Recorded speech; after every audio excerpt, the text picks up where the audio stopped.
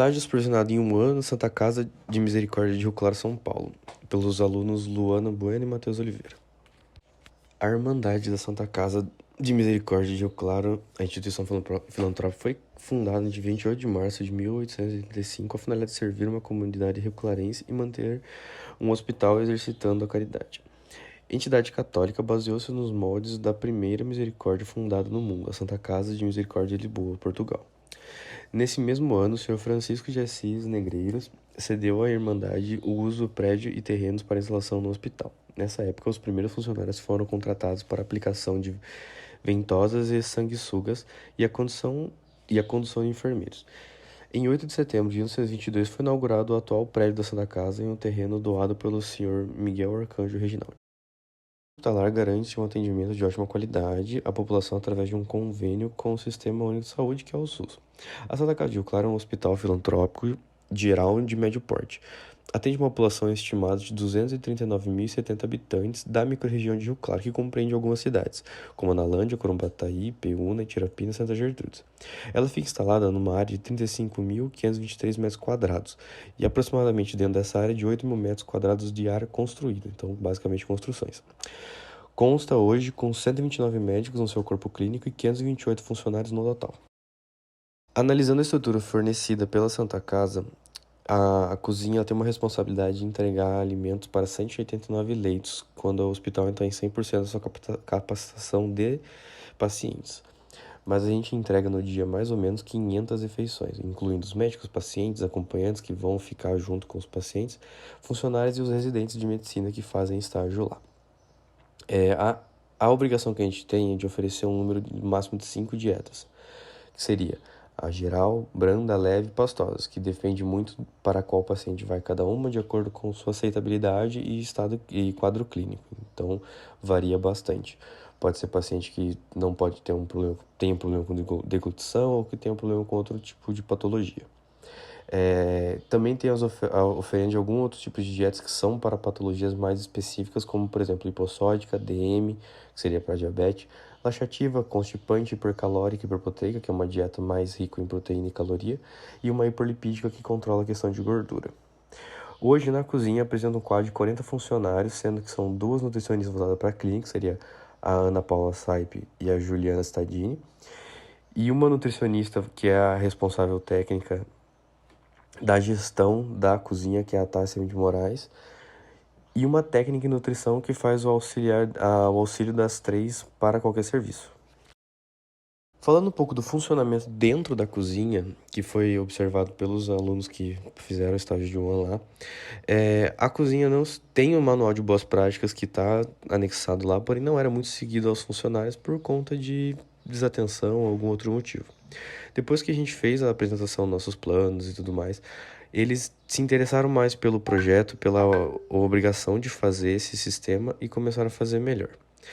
Pensando na questão da gestão, ela fica toda baseada na nutricionista Tássia, ela que faz realmente a divisão de tarefas dentro da cozinha.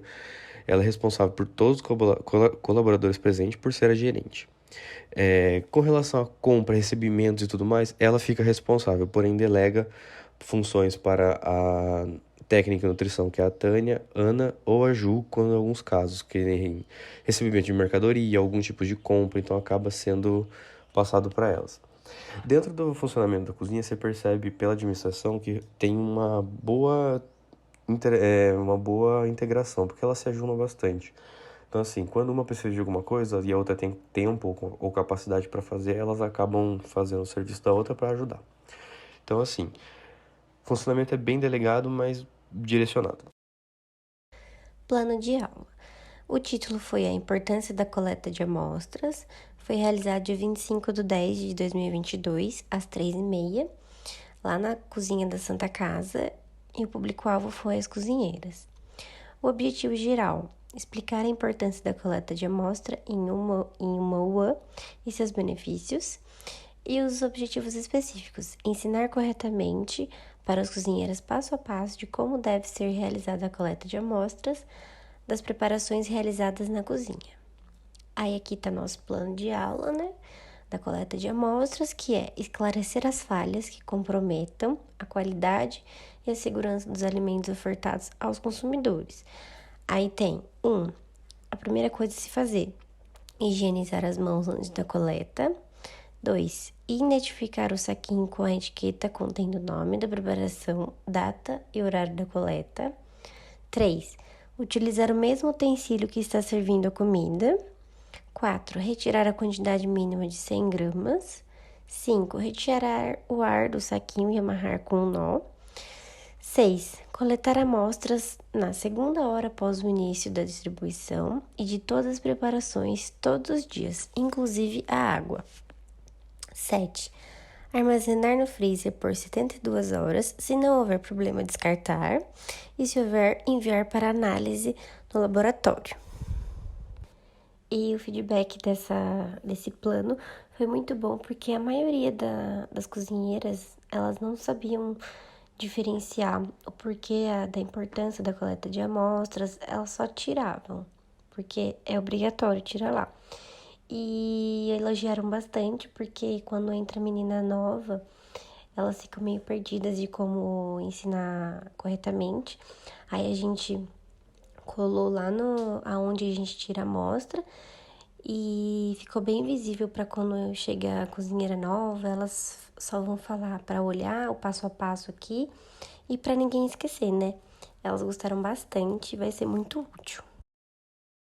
Plano de ação. O título foi A Pesquisa de Satisfação com os Funcionários que Comem no Refeitório.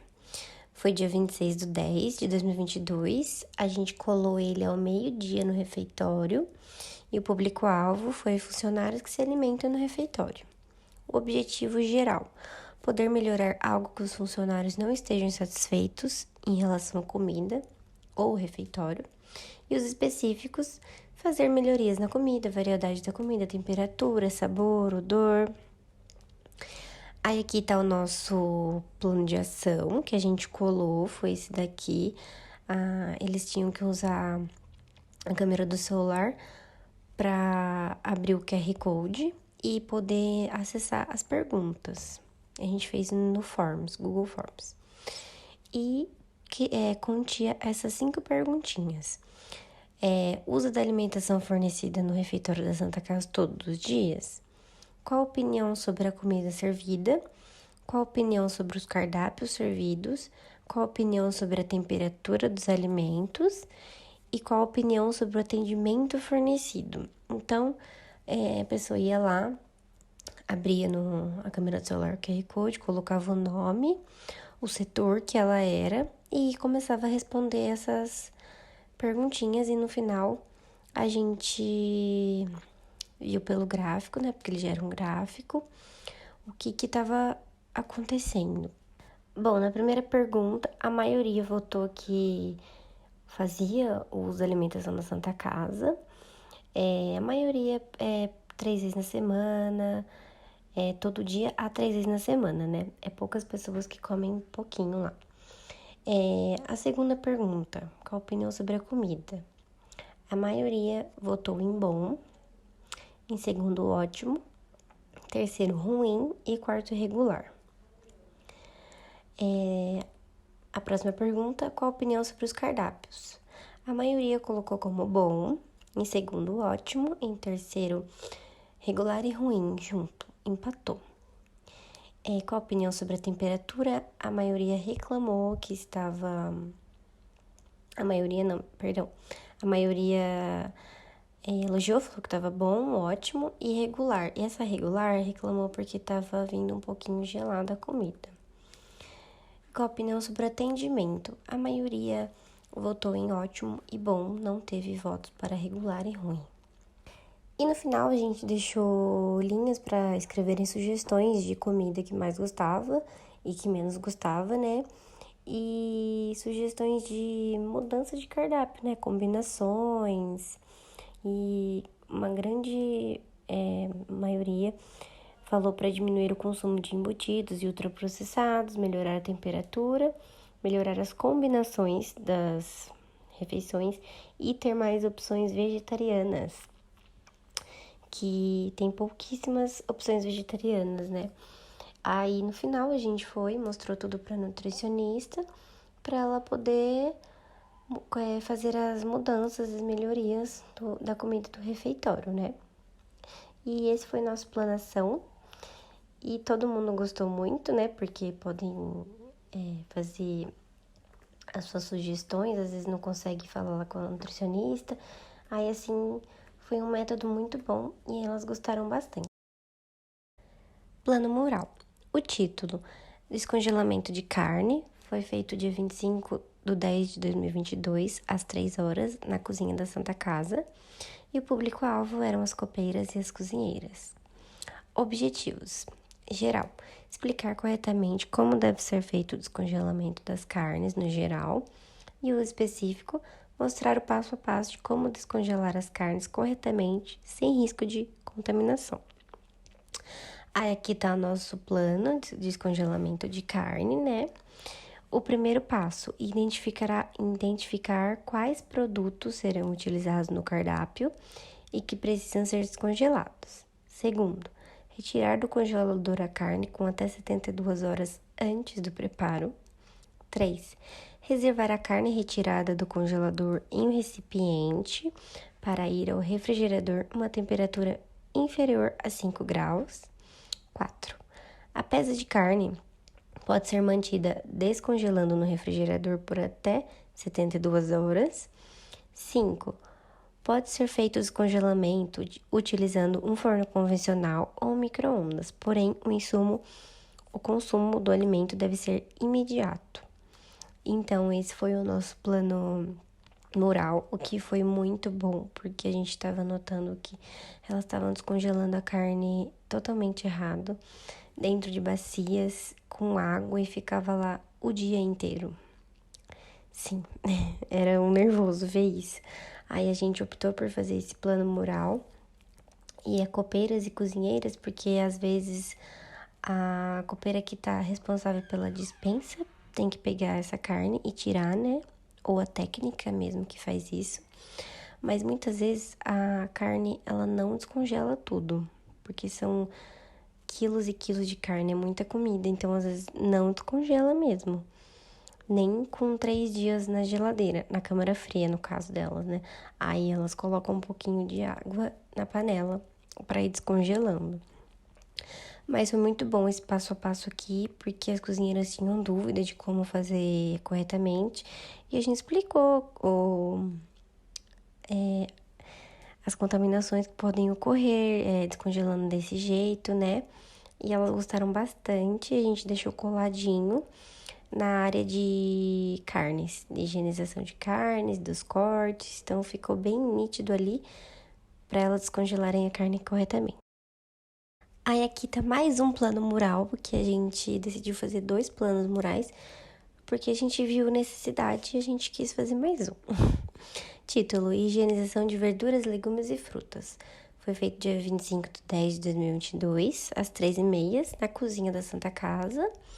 E público-alvo também foram as cozinheiras e as copeiras. O objetivo geral: explicar como deve ser feita a higienização das hortaliças. E os específicos: explicar e mostrar o passo a passo de uma higienização correta e tirar as dúvidas. Aí aqui está o nosso plano mural sobre a higienização de verduras, legumes e frutas, com o passo a passo. Passo 1. Lave as mãos corretamente antes de manipular os alimentos. Passo 2. Lavar os vegetais folhosos, folha a folha, e legumes e frutas um a um, retirando as partes estragadas. Passo 3. Para desinfectar, faça a imersão com 1 litro de água para 1 colher de hipoclorito de sódio de 2 a 2,5% por pelo menos 15 minutos. 4. Enxague em água corrente.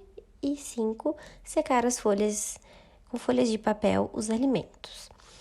Então, gente, elas já realizavam, né, essa higienização, mas não era tão profunda assim, era só tacar numa bacia e tacar água com o hipoclorito. Só que o hipoclorito, ele já vem diluído na água e sai de uma torneirinha de lá que já vem junto.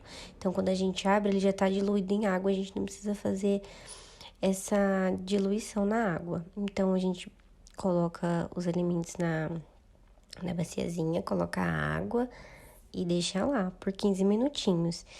E depois lavar um a um, só que elas não faziam assim, elas lavavam tudo ali, davam uma mexidinha e tava pronto. Aí a gente ensinou ela certinho como fazer, né? Que tem que enxaguar para tirar, secar bonitinho.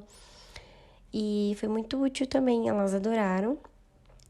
E a gente tirou as dúvidas dela, né? Porque que tinha que higienizar certinho os alimentos.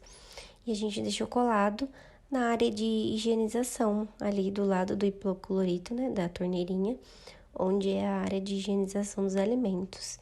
Aí ficou lá e também vai servir para pessoas novas, né? Que entram na cozinha. Às vezes entra no lugar de outra pessoa e não sabe como fazer. Aí elas adoraram por causa disso, porque poupa tempo, né? Porque cozinha de hospital tem que tudo muito rápido, aparece paciente, aparece mais comida. Então, se tem lá pra pessoa nova ler, já agiliza muito. Então, elas gostaram bastante, tanto desse, tanto o de carne, tanto o de amostra, elas adoraram, que tá bem ali, é só ler, que tá bem ilustrado, identificando cada passo. E elas adoraram e as nutricionistas amaram. As considerações finais, então, do estágio nosso de UAN foi muito proveitoso, foi um estágio muito gostoso. O pessoal lá da Santa Casa é muito receptivo com a gente. Trataram a gente super bem, todos os problemas, todas as dúvidas que a gente tinha, eles foram tirando e nos ajudaram até na confecção dos planos, das ideias, revisaram, nos ajudaram a deixar ele mais 100% possível. Então, basicamente, a gente considerou que o estágio foi muito proveitoso e que realmente vale a pena. A Santa Casa é um lugar ótimo para quem quer aprender tanto clínica quanto UAN, sabendo das dificuldades de trabalhar em um sistema público, onde a sua verba é limitada, então tudo que você faz tem que ser muito bem calculado e muito bem planejado. E as minhas considerações finais, tanto como a do Matheus, é muito bom. Eu amei estar no ambiente hospitalar. A Santa Casa foi muito bom, um local muito bom de estágio. Eu adorei, eu fiz clínica e eu amo. E todo mundo tratou a gente super bem, auxiliou nos planos, qualquer dúvida que a gente tinha, eles tiravam. E como eu gosto muito da área hospitalar, foi muito gostoso trabalhar num hospital e eu adorei fazer o estágio lá. E acho que nossos planos vão ajudar bastante eles e foi muito útil. E essa foi a nossa apresentação. Muito obrigado.